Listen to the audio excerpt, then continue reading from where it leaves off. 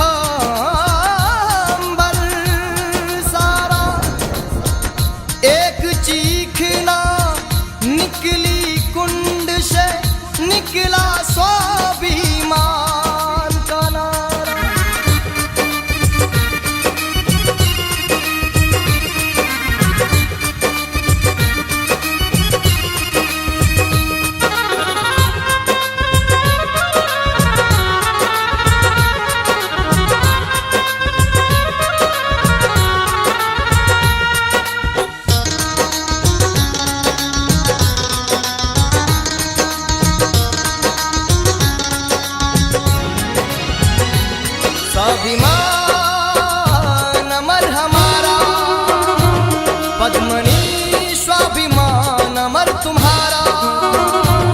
स्वाभिमान अमर हमारा, पद्मनी बलिदान अमर तुम्हारा। चित्तौड़ की रानी पद्मावती की सुंदरता से मोहित दिल्ली के शासक अलाउद्दीन खिलजी ने उसे पाने की चाह में चित्तौड़ दुर्ग पर आक्रमण कर लिया। लेकिन हर नाकाम कोशिश के बावजूद उसने रानी पद्मावती को एक बार देखने की बात रखी।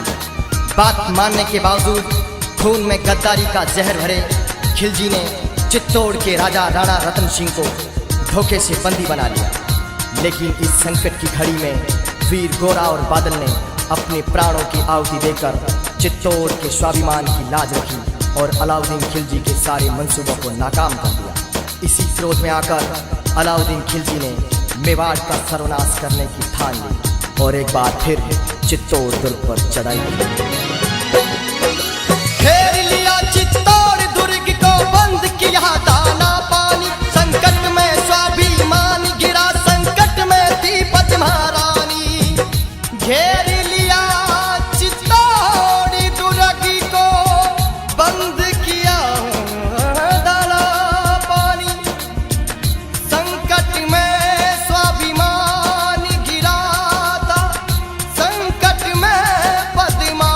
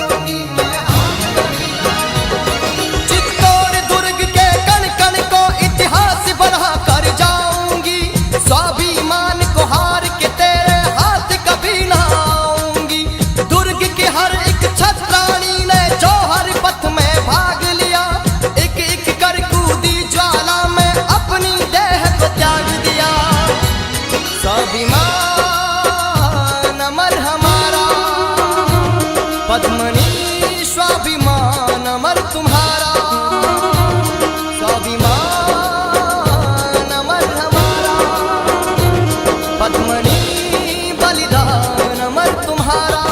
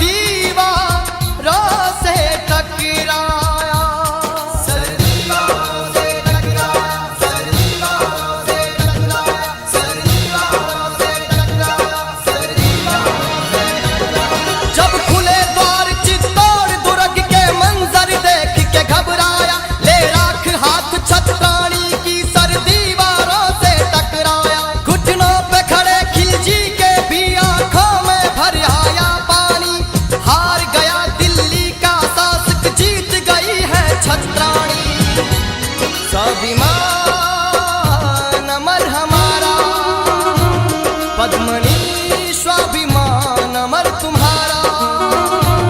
स्वाभिमान अमर हमारा, पद्मनी बलिदान अमर तुम्हारा।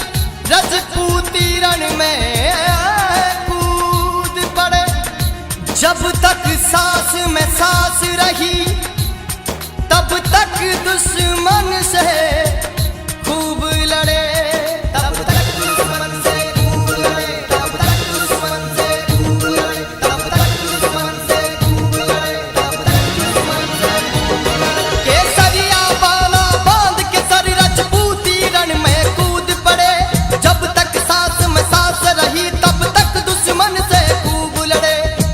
सनातन धर्म वीर कण कण में गौरव भर देंगे, पृथ्वी की क्या बात करो अंबर के सरिया कर देंगे। स्वाभिमान अमर हमारा, पद्मनी स्वाभिमान अमर तुम्हारा। स्वाभिमान अमर हमारा, पद्मनी बलिदान अमर तुम्हारा। मैं छोटू सिंह रावला अपने अखंड इतिहास और स्वाभिमान को अमर रखने की सौगंध खाता हूँ। जय मां भवानी, जय जय राजपूताना।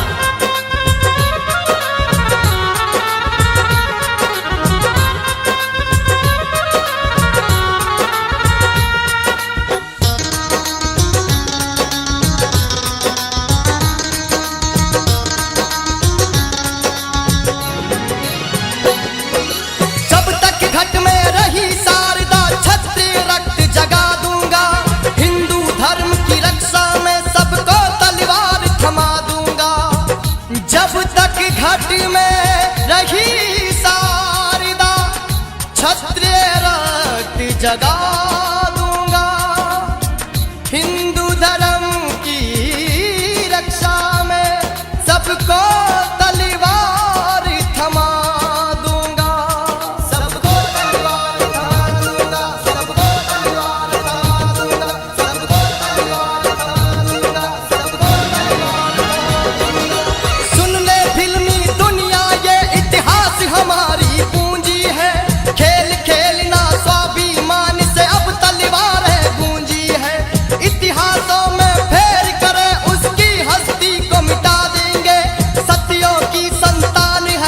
कुछ भी करके